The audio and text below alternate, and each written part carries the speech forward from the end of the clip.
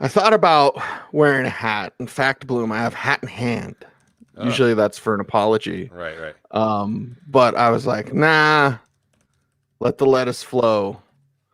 It's not that outrageous now. And it's not quite what it was previously, but we are here for you with part one of the week 11 preview on the Audible, and that means Arizona and Seattle in this one.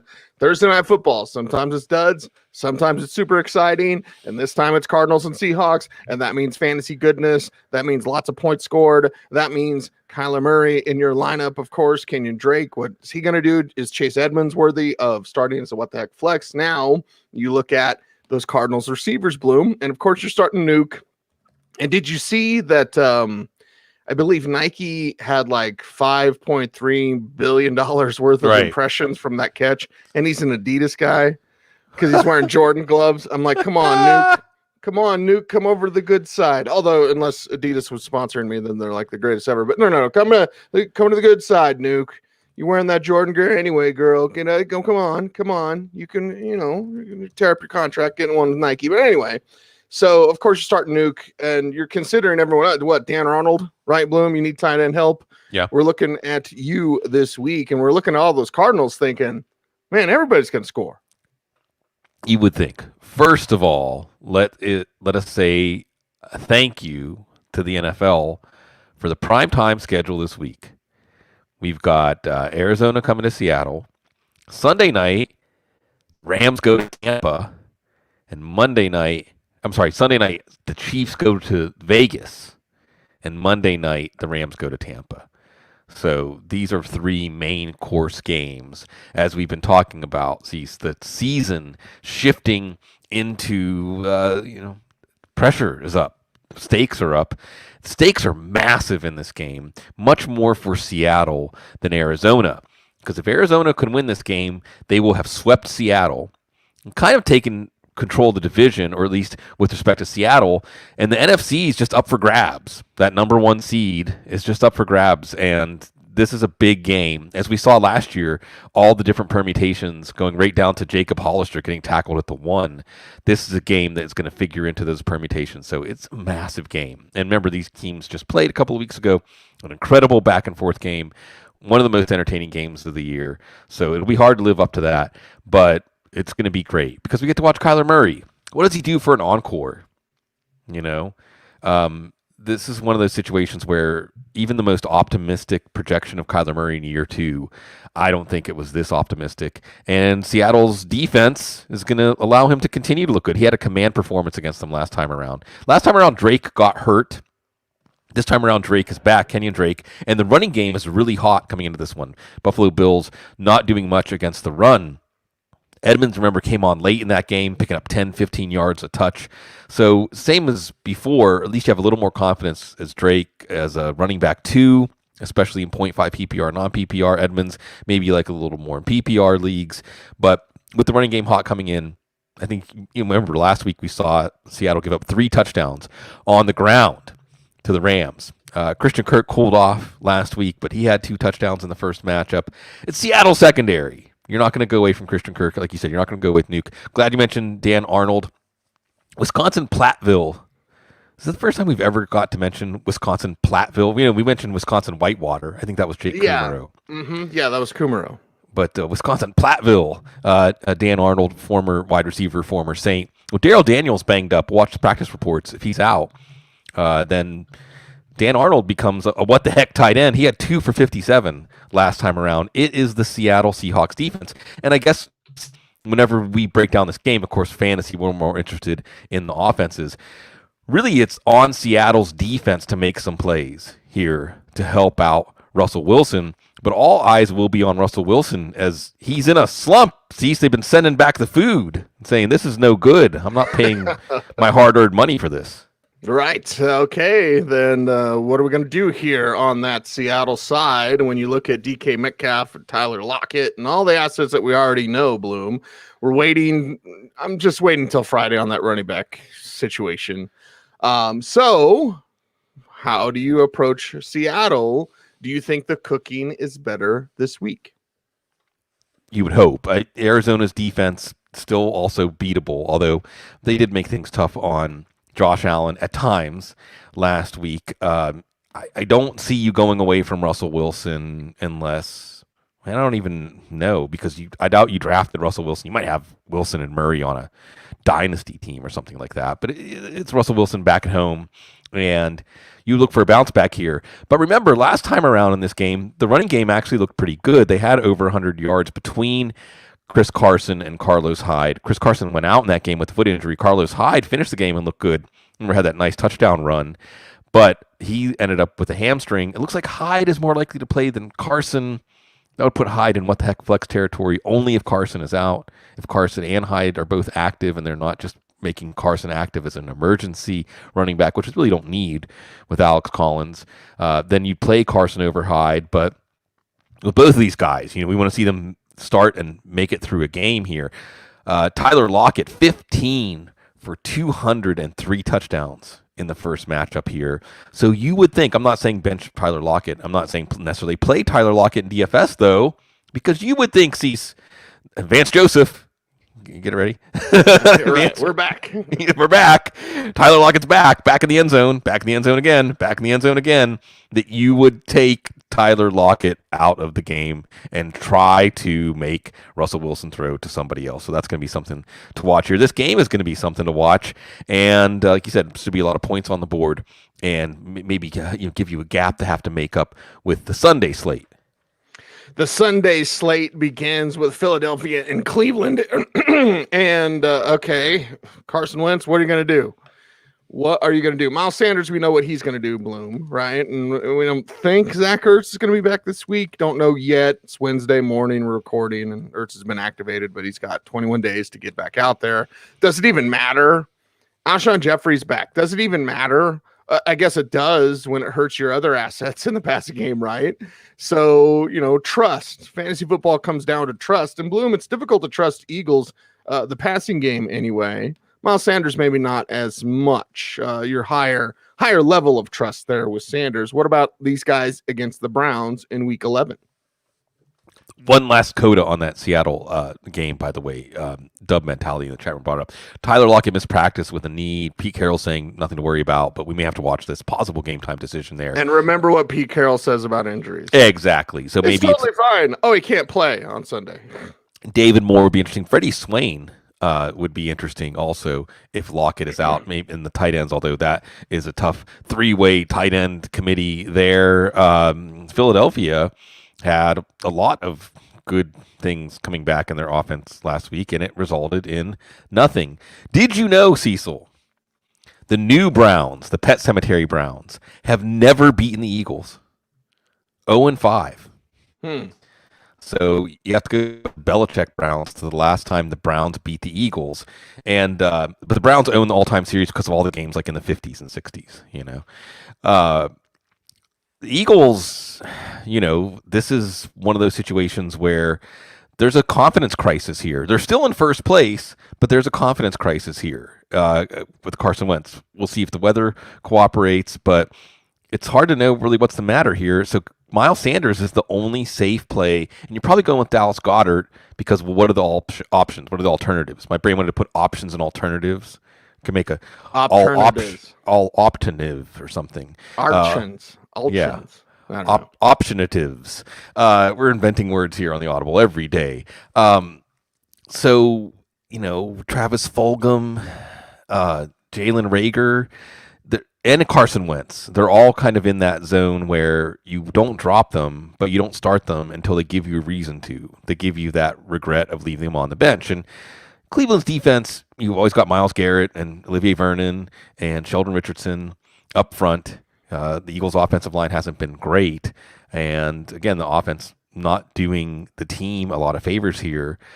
They're still in first place.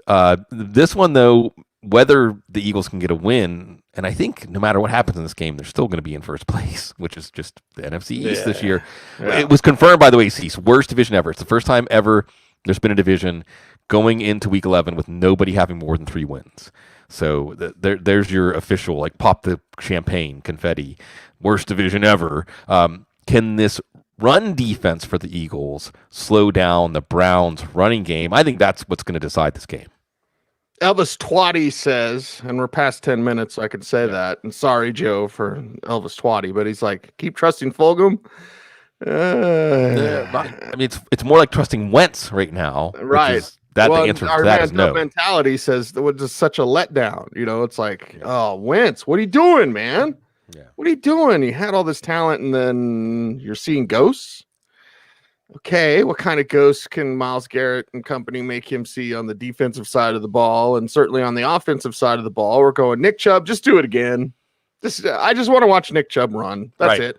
You're wondering if Kareem Hunt can keep up his flex value in PPR leagues. I would say yes on that. Then you're looking at the passing game. You're kind of scratching your head because it's a little hit and miss, Bloom, when we talk about those Browns receivers, whether it's Jarvis Landry or Rashard Higgins or pick a tight end, right? That's kind of what it is on a weekly basis. Whose tight end's turn is it this week? Well, whose turn is it outside of Nick Chubb and Kareem Hunt in that Browns offense? No one. Nobody's. I mean, speaking about ghosts, trying to tackle Chubb will turn you into a ghost, I mean, because you see the soul leaving the body. Ooh, trying to tackle Nick Chubb right now. And, this is, by the way, and this is going to be something in the background of all of the AFC games. 9 teams in the AFC are 6-3 or better. Only 7 playoff spots, even with that extra 7th playoff spot right now. So every game matters. And with the Browns, this is very straightforward, especially with Chubb and Hunt back. I mean, you're going to keep running the ball. And remember, Kevin Stefanski installed an offense here that is not just one mode. They can run power and they can run zone. And it's a challenge every week because then also you have the play action passing off of that and Baker Mayfield in a comfort zone. Now, unless you think a team can take them out of the comfort zone and force them to pass the ball 30 or 35, 40 times, you're not playing anybody from this passing game. So, Rashard Higgins and Austin Hooper, who didn't do anything in his first game back last week. There's not much here for fantasy, but from a game projection standpoint, it really does set up. I mean, if we were defensive coaches for a team facing the Browns, you'd say you have to stop the run. If you don't stop the run, you never get off of square one, But if you're focusing on stopping the run, that's when the play action pass comes back to bite you. So this is a great challenge for Jim Schwartz, a great challenge for the Eagles. And remember, when you're projecting the Eagles offense, if they can't get off the field against the Browns running game, then that creates problems too. And you create this cycle where the pressure builds up with these 3 and outs. You're killing your defense. You're just killing your defense if they get off the field against Hunt and Chubb. My brain is just mixing everything up today. You're just mixing it all together like a nice gumbo. So this is a fascinating game here. The Browns trying to keep their march to the playoffs. It's very simple what their Browns are going to do, and not simple to stop it. Simple is Atlanta and New Orleans. Oh, wait, no, it's the opposite. It's complicated. It's Wednesday morning. We have no idea who's going to start a quarterback for the Saints. Right. This is one you're going to listen to. You're like, oh, man, that guy's having fun. And, oh, man. And then you're going to be like Sunday. Oh, it's all different now. Yeah, we'll stay tuned, I guess. We can talk Atlanta side. We can't talk the New Orleans side, Bloom, and talk about the options. But the Atlanta side of things, well, again, things are fairly simple. These two teams hate each other. So here you go with that hate. You're watching Calvin Ridley. Is he going to be back in action this week? And, of course, you're starting Julio Jones, and the trust is strong there. And what is Ridley's return potentially due to a Russell Gage? Those types of things. Looking at Hayden Hurst if you need some tight end help. And, obviously, Todd Gurley with those touchdowns. Not going to blow you away with the yards or the yards per carry necessarily, but going to get those scores. That's what we're seeing there as well. Maybe Brian Hill's what that flex. But Bloom, this is a wounded Saints team, and it's a Falcons team that is playing strong for Raheem Morris. A Falcons team that would love to damage, injure, hurt, further put down their rival. So how do they do that? Yeah, right. They hear it every time we talk about 28-3 down in New Orleans. Like, the worm has turned. And like you said, with the exception of Todd Gurley scoring, if that hadn't happened, Atlanta would be undefeated under Raheem Morris. Yeah, if he can go 11-0, then maybe we'll give him the job. Well, they're doing their best to make that happen. And it's on the defense, right? I mean, this is a rivalry game, so we throw out the records usually anyway. But it's on the Saints defense, and the defense is hyped. And as I said, the defense after Breeze went out last week is like, we got this.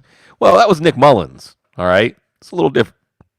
Matt Ryan, etc. Todd Gurley's got a low ceiling in this one. It's a good Saints run defense. Calvin Ridley should be back. So it's scary because the Saints, even though they can get pressure on the quarterback, they can also give up big plays. Saints, Steelers, black and gold, right? I mean, they can get pressure on the quarterback, but when they don't, it's there for the players in the passing game. So it's there for Julio Jones. It's there for Calvin Ridley if he can play limited practice today. So it looks like he's on track to get back out there. And Hayden Hurst, who has been dependable as long as Julio is out there. And this is an offense that is going to test the Saints a lot more than San Francisco did. Again, we saw last year when Breeze went down, the defense, it took a little bit for them to get their bearings, but the defense really led the way, and then Teddy Bridgewater got better week after week. A little different this time around, Cecil, as you said. Not only, I think, so here's the question, right? Did the Saints know the plan at quarterback, and they are just, whether it's gamesmanship or in a bit of a tailspin because they're looking now at life without Breeze, that they're not projecting that? Or are the Saints not really sure? Is this something, because the word was, well, the plan is that maybe Hill and Winston are going to compete to see who is going to be the quarterback next year, and now that's all been accelerated. So are they going to figure it out this week during practice? Are they going to figure it out maybe during the game? This is a kind of unprecedented situation for a team that was thinking Super Bowl and now doesn't even know who their starting quarterback is. Yeah, and I think they know, Bloom. Yeah. I really do, because you're seeing everything that, and it's Winston. This comes down to Winston. Winston has the experience, but they've seen all of his practice footage that we haven't seen.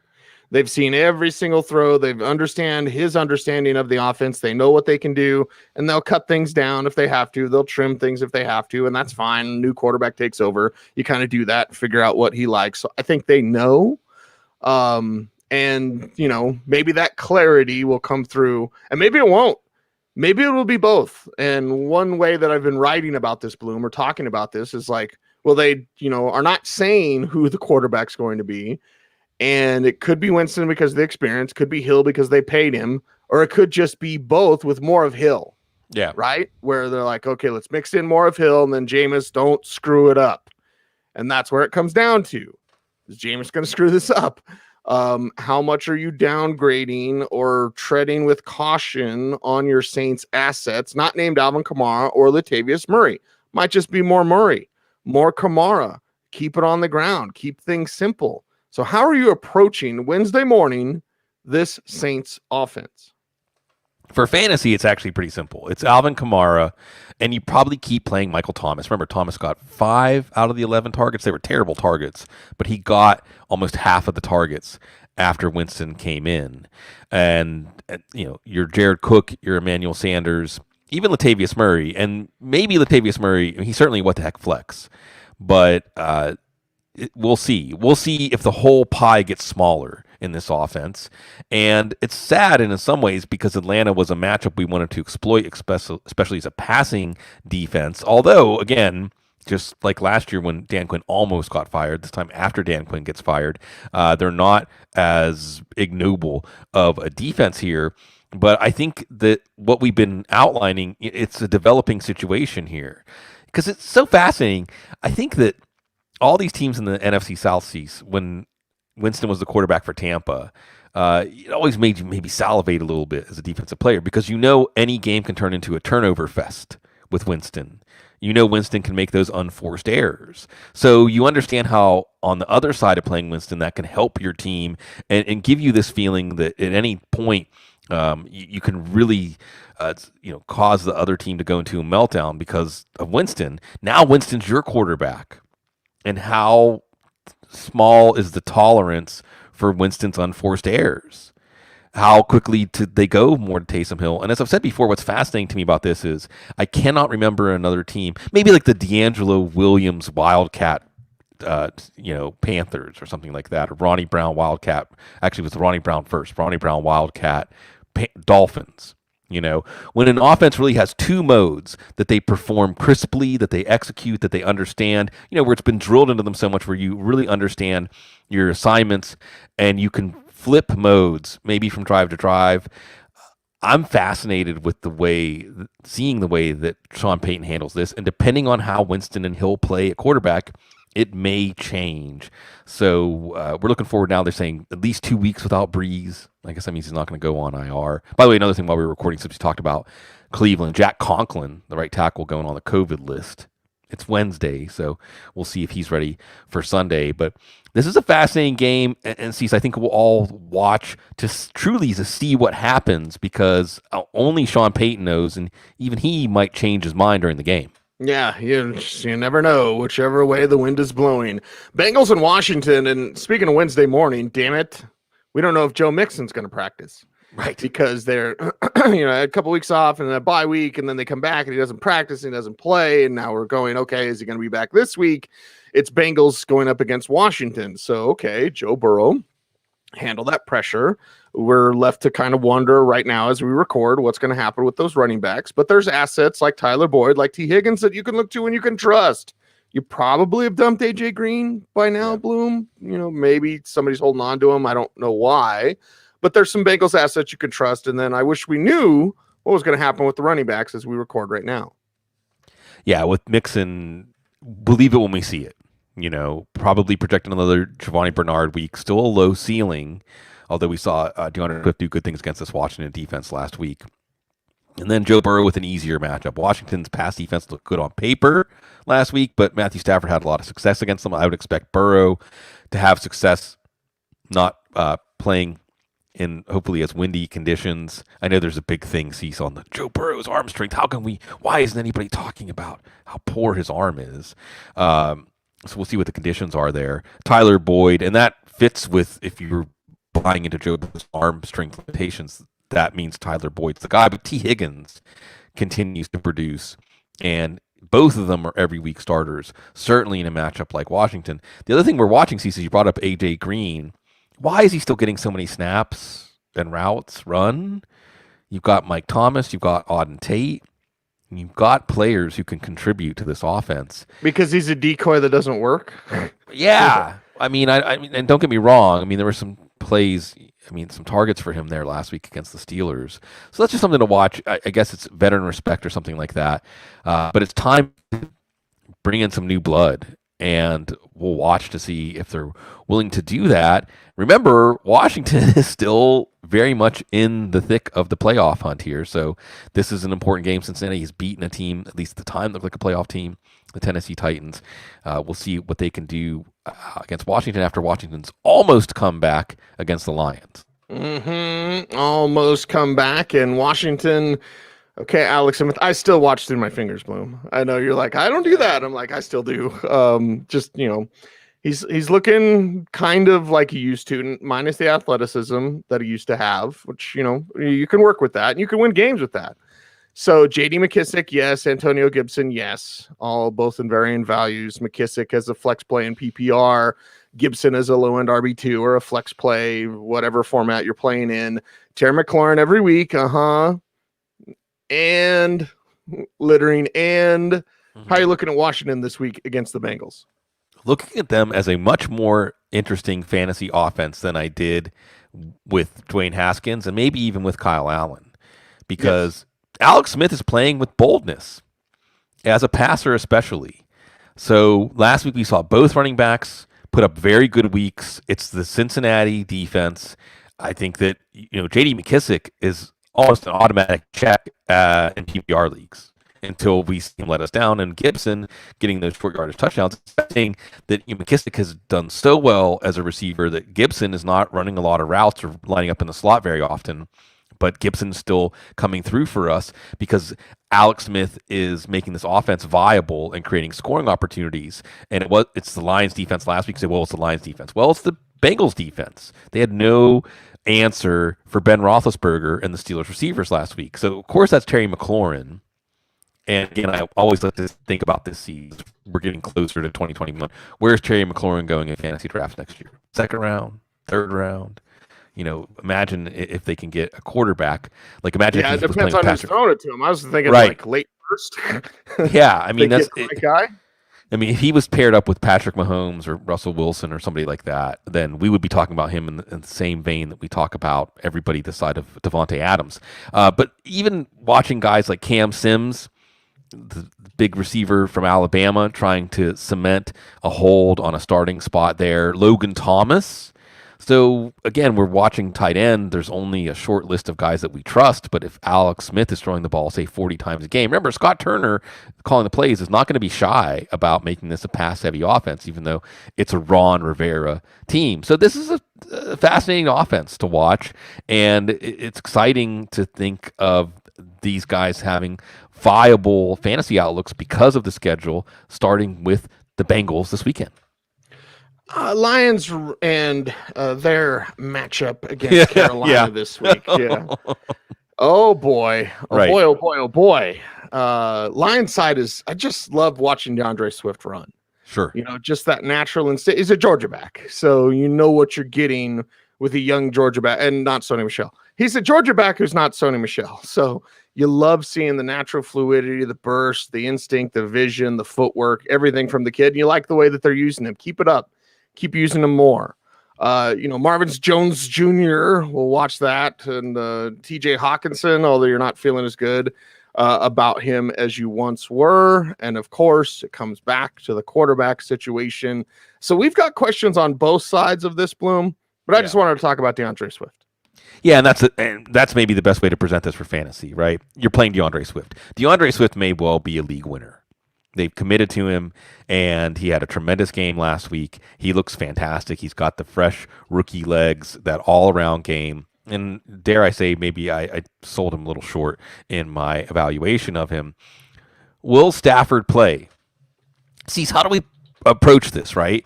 Because they said he's got a torn ligament in the thumb on a throwing hand. That means no. That's bad, right? That's really bad, but he's going to tough it out. He's going to grit his teeth and rub some dirt on it and tough it out. Okay, so like if Chase Daniel starts, that's not good. We're not going to play Marvin Jones Jr., Dami Amendola, who's banged up, by the way, Quintez Cephas, But if Matthew Stafford plays, is that better? Is it better for the passing game if you're starting a guy with a messed up thumb? That doesn't sound good either. So I think that's why it was very fitting that you presented it as, I just want to talk about DeAndre Swift, Dante Jackson's banged up. I mean, this could be a good matchup. Carolina's pass defense got run ragged by Tom Brady last week. The other thing here is TJ Hawkinson, and I'm not saying to bench TJ Hawkinson, but he had his first dud of the season last week. He was on the injury report with a toe issue, so we'll watch. At least you want to get some full practices in this week to give you some sense of security with Hawkinson, but I don't have any sense of security about this passing game. It's also two teams that are basically playing out the string. At this point, we're looking at this matchup. I know Matt Patricia, rousing the team. Let's get to the playoffs, but this is a draft position kind of game, and I'm puzzled on how to project the passing game for the Lions, because either way, it don't look good, and it may be even worse for the Panthers. Yeah, with the Panthers out there, and you're going, okay, no Teddy. All right, no Christian. Okay. Mike Davis, because he's the starting running back, and he's going to get the majority of those touches, you would imagine, if you can. But it creates complications in the passing game. With PJ Walker in or Will Grier, I don't think they've said yet, Bloom, who's it going to be? It's probably going to be Walker. So, okay, who does he prefer? We don't really know. Who could come through for you out of those assets that you love with the Panthers passing game? You're Robbie Anderson. Is there a Robbie Anderson deep shot? Yeah, maybe. Okay, so, but that's like what the heck flex level, not his normal like low end wide receiver 2 level. Curtis Samuel, maybe there's a short pass he can turn into a long gain, right? Some sort of jet sweep or something like that to carry out of the backfield. Who the hell knows with Curtis Samuel? Fine, but the risk factor is very high with these assets that you used to feel better about when Teddy was in there. This week, we just don't know. Yeah, we don't know. And people ask about Kenny Golladay. We'll see, but in the chat room, I don't expect that Galladay will be back this week. If he's back, I guess he's the one guy you would play regardless of this quarterback situation. Is Teddy going to play? They're trying to keep hope alive that he's going to play. And it's sad, again, because this would be a matchup we'd circle and put big stars around it. Detroit, yeah. You want to this? Everyone's going to have a ceiling game against Detroit. Well, not if it's P.J. Walker or Will Guerrero. I think it's Walker. Either way, Walker maybe in 2 quarterback superflex leagues has some running ability. He hasn't looked good the little bit he's gotten in. I think this could be a game very much typified by just bad quarterback play. Mike Davis, I mean, if it's P.J. Walker, do pencil in Mike Davis for his 4, 5, 6 catches? I don't know how this offense is going to function. If it's P.J. Walker, I'm not playing Anderson or Moore or Samuel. And remember, last week with Teddy, Moore did something because of busted coverages, which the Lions might give us. Samuel didn't do anything. Anderson didn't do anything. So I'm not confident in this passing game as it is, although that could be a function of the Tampa matchup versus this Detroit matchup. So this is a game, as it is, that we're not that excited to watch. We might see a backup quarterback battle. We might see a game that is really a black hole for fantasy, and it's just going to be touch and go as we watch the quarterback situations here. But again, and with Teddy, even if he plays, how comfortable will he be? How effective will he be? So this is one of those games where even if we hear the starting quarterbacks are playing, it still might be a slop fest for fantasy. A slop fest. I know what's going to happen, Bloom. What? I know it. Pittsburgh and Jacksonville. Oh, yeah. And we're going to be like, Steelers fans. Yeah, right. It's Jacksonville, right? Oh, my God. Jacksonville's up by 20 at half. Yeah, right. Come on, Mike Tomlin. Come on, dude. Every time. I'm going to play down to my competition. We don't have a lot of competition in Jacksonville. We'll get to the Jacksonville offensive side in a little bit, Bloom. But let's start with our beloved Steelers. And let's start with all the assets that you know and love. It's Wednesday, so I've seen the future, Bloom. Yeah. Juju Smith-Schuster's not going to practice today. Right. But then he's going to be full on Thursday and Friday. Ben's not going to practice today. Then he's going to be full on Thursday and Friday. Like, okay, we already know the role. The James Conner riddle. Mm-hmm. Riddle me this, Bloom. Are we going to just see Benny Snell take over in this backfield? That's the most interesting thing. Everything else we know. We know the Steelers are going to play down to Jacksonville. We know the Steelers are probably going to win, and we know that your fantasy assets are going to come through in varying degrees. We don't know what's going on with James Conner. No, except that he hasn't done much for our fantasy teams for about a month now. Davis Maddock on the couch yesterday, laid out a good case for this should just be the Steelers offense. It should just be Roethlisberger, like 3/4 of the time, Roethlisberger passing to this trio of wide receivers, right? With some Ebron and some James Washington mixed in, but nobody can match up with this trio. And it's great because they're so different. Deontay Johnson and Juju Smith-Schuster and Chase Claypool. And the answer is all three. Start all three. Which Steelers receiver? All three. They all have high ceilings. And it's perfect, by the way, Cease, that Juju is getting the veteran rest day on Wednesdays, because even though he's 23 years old or something like that, he's got that old man game.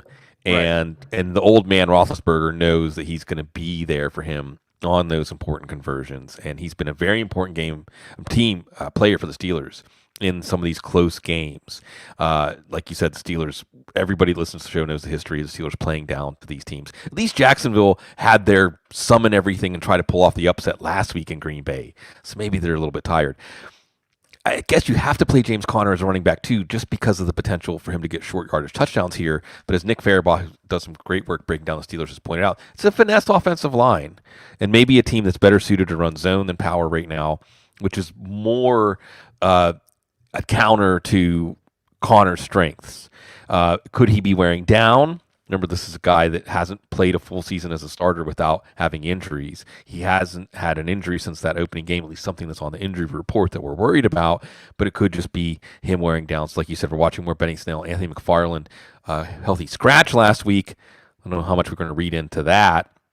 Eric Ebron didn't do much last week. However, Jacksonville's given up 7 touchdowns to tight ends. So unless you have an obvious better option, you're probably going to play Ebron here. And yeah, we'll see how this plucky Jags team does. See, there was holding on that David Garrard run. There was holding. They didn't call it. I should have been streaking down the strip in 2007 and then ending up in jail, naked in some cell somewhere, and everyone could have enjoyed that. That would have been fun. Instead, I think I was drinking tequila that night. Yeah. We were drinking whatever someone handed us. I would have drank Sterno if it was. Yeah, that was a rough one. That was rough, but we had fun playing roulette. Mm-hmm. So there you go. Always the black, never the red. Let's talk about Jacksonville. Gardner Minshew's not going to play. They've already speculated that. Reports came out on Monday. He's going to miss another week. Okay, Jake Letton, you're up.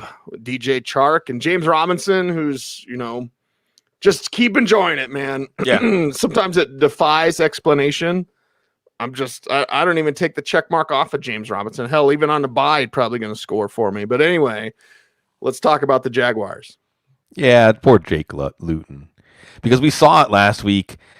Luton's one of those very straightforward evaluations, right? Big kid, big arm, kind of stationary back there. Bold. I mean, what we can say from Luton, watching him for a couple of weeks, is he's not going to back down. He's not going to shrink in terms of testing the defense and trusting his arm. But one place where you will see his abilities limits is when he has to move. And the Steelers will make him move. Yeah. Steelers, TJ Watt, Bud Dupree, Stephon Tuitt, Cam Hayward, they're going to hand him some business cards during the game, I mean, there's going to be a lot of ones where you see a Jags offensive lineman reaching down to help Jake Luton get up slowly and go back to the huddle. It's going to be a test for him. And we'll probably see him, by the way, with the Gardner Minshew. Everyone likes to say that with Gardner Minshew, he's healthy enough to play, but they're setting him up to be the scapegoat. So Jake Luton might say, I wish he could be not the scapegoat this week instead of me. But, I shouldn't say that because Luton's probably excited to get an opportunity to show what he's going to do against all comers. Like you said with James Robinson, you're leaving him in. The one thing you worry about with James Robinson here is Steelers' run defense, notwithstanding what the Ravens did to them, it's a tough run defense. And the game could get out of hand. You're still going to hit with him as a running back too. The Visca Chenault, we're going to see if he's going to be back. And if Visca's back, I think that affects you looking at maybe Keelan Cole after his good week. And there's your nightmare player, just like he was against the Packers. If there's a player who's going to make some X-factor plays, it probably is Keelan Cole, who did it as a punt returner. Also had a short touchdown last week. Not as much Chris Conley. I do like DJ Chark in this one. I like DJ Chark because, as we mentioned every week, if the Steelers' pass rush doesn't get home, someone's open. Probably DJ Chark. And DJ Chark could, if there's not wind in Jacksonville, which remember, without the wind in Green Bay, Chark could have had a long touchdown last week, and he still had a 456 or something like that. So the floor is there. Steelers pass coverage, I'm not totally trusting. Remember, they just left T. Higgins alone for one big play last week. And this is one piece where we'll need our Xanax or something just to calm us down, and hopefully you get this one home because next week is Baltimore. That's called Casa Noble for me, Bloom. And okay, and let's talk about this. I think it's important. And besides, it's Tennessee, Baltimore, our final game we're going to talk about. But are the Steelers going to overlook the Jaguars because they're focused on Thanksgiving? Yeah, they're focused on the game against the Ravens. On the short week, probably. However, thanks to the Patriots, and I've mentioned my 83, now 84, it was his birthday last week, 84-year-old father, Sigmund L. Bloom, who's been watching, he saw Pirates games at Forbes Field. He tells me about, it used to be, Hey Diddle Diddle, who was the Dudley, Bill Dudley, one of the original, like when the Steelers were terrible, Dudley up the middle, like that was the offense. Hey, diddle, diddle, Dudley up the middle. He admitted that we rooted for the Patriots Sunday night. Did we root for the Patriots Sunday night, Cease? Maybe. Maybe we did. It's fine.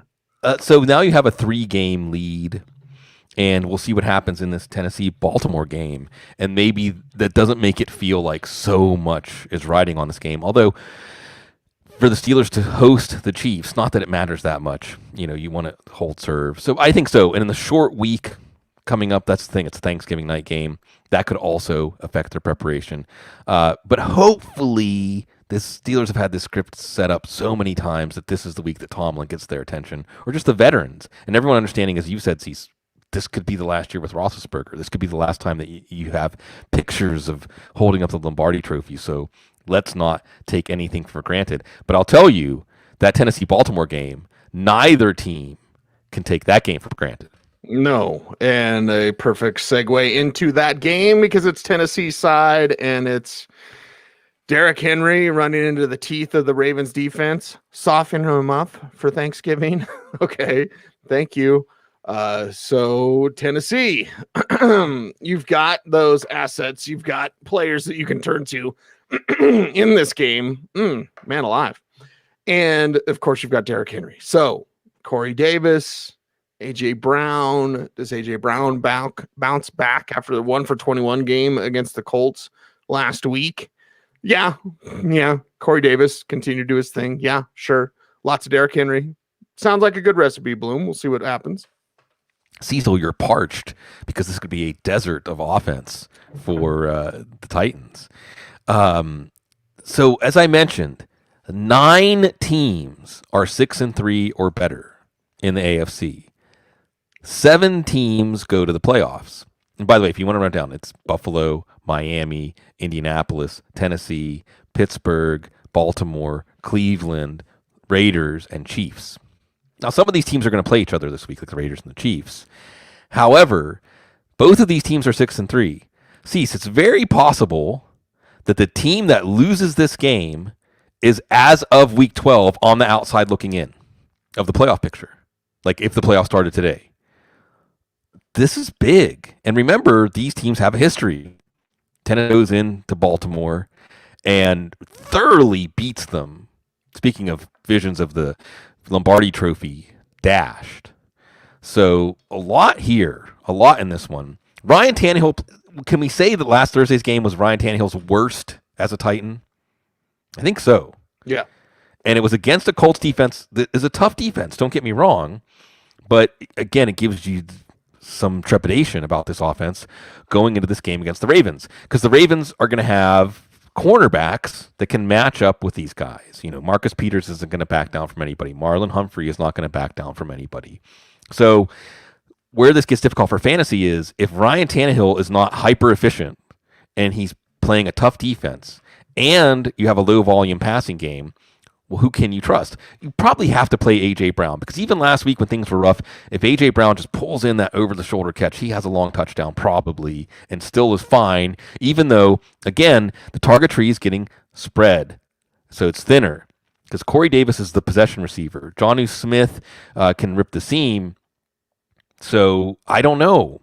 Corey Davis is a somewhat safe play, although if the Ravens defense puts the clamps on them and Ryan Tannehill, as we saw his efficiency eroding as the game went on against the Colts, you know, maybe this is a game. I don't think you're playing Tannehill for sure. And you may look back and wish you hadn't played A.J. Brown or Corey Davis. Of course, you're going to play Derrick Henry.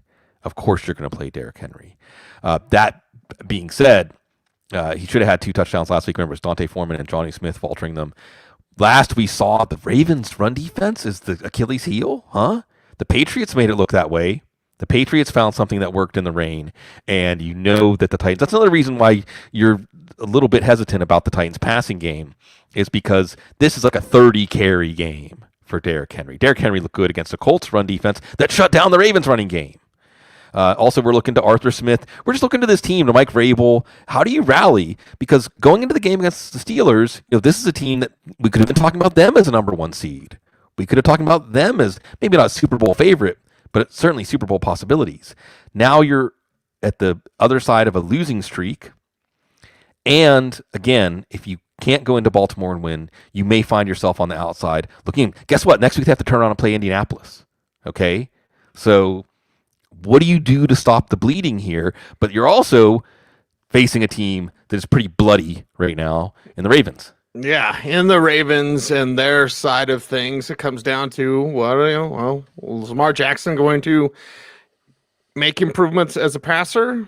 You know, because Mark Andrews, who I forgot to take out last week, Bloom, but actually he was fine. It was okay. Yeah. It was okay. right? There's my horrible Vic Fangio impression. The one thing about Mark Andrews is he's there every day.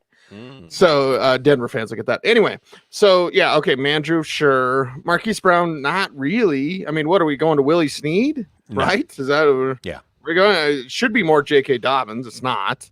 Mark Ingram will probably play this week. So your complications at running back with Gus Edwards, of course, there too, continue for this Ravens team. So interesting to see how they'll approach this one. Last we saw the Titans defense, they were bad. Just bad. And it's a bend but don't break kind of pass defense. So you're right. That doesn't point to Marquise Brown. That points, I'm not saying to play Willie Snead. Maybe he's what the heck flex. It points to Mark Andrews. I mean, the zone beaters, I think Andrews and Snead. And remember, with Nick Boyle out, this is a big thing to watch because they already lost Marshall Yanda to retirement. Then they lose Ronnie Stanley. Now you lose Nick Boyle. Nick Boyle is a very important part of the running game. That helps Mark Andrews because it could allow more targets to go to Andrews. And it could help Andrews because they just become more of a passing team now. And I think that is that soft underbelly of the Titans' passing defense is those passes in the middle of the field. Maybe some stuff where you set up Devin Duvernay. Get Devin Duvernay's speed involved here. Quick slants, bubble screens and things. Lamar Jackson is passing better over the last 2 weeks. I thought he did very well in the rain. You know, I don't think watching the game Sunday night, we understood how it would have been to play football in those conditions. And Willie Snead also, for the most part, short-handed there. So this could be a Lamar Jackson game where he really starts putting together the kind of performances he did last year as a passer because, well, if Phillip Rivers can do it, then I would guess Lamar Jackson can do it. And then we have this backfield, and they're all what the heck flexes. You know, Dobbins is a what the heck flex because he can turn any play into a big game. Ingram is a what the heck flex because he's probably first in line for goal line carries. And then Edwards is a what the heck flex because he was actually the most effective last week, and maybe over the course of the season has been the most effective. But, you know, some questions here. I think, is it one of those situations, Cease, where Nick Boyle going out just forces this team to redefine as a little more balanced, more pass-heavy offense, and Lamar Jackson is ready to do that? Or does Nick Boyle going out take away one of their modes in a way that makes them more predictable, makes them easier to stop? And this actually becomes a game that is underwhelming for fantasy. Crucial game. Again, the loser of this game, the Titans and the Ravens, could be on the outside looking in. And I think both of these teams feel that. Yes. They feel that pressure where a month ago they're thinking hosting a playoff game, Super Bowl, and things like that. Now they're just trying to stay alive. Yep. That is a wrap for part 1 of the Week 11 preview here on the Audible. Everyone, thank you very much for watching. And also do those YouTube things. Like, comment, share, subscribe, hit the notification bell so that you never miss a vid. He's Sigmund Bloom. I'm Cecil Lammey. Be back tomorrow morning with part 2 of the Week 11 preview, everyone. Thanks for watching. Thanks for listening. Stay tuned. And as always, stay frosty.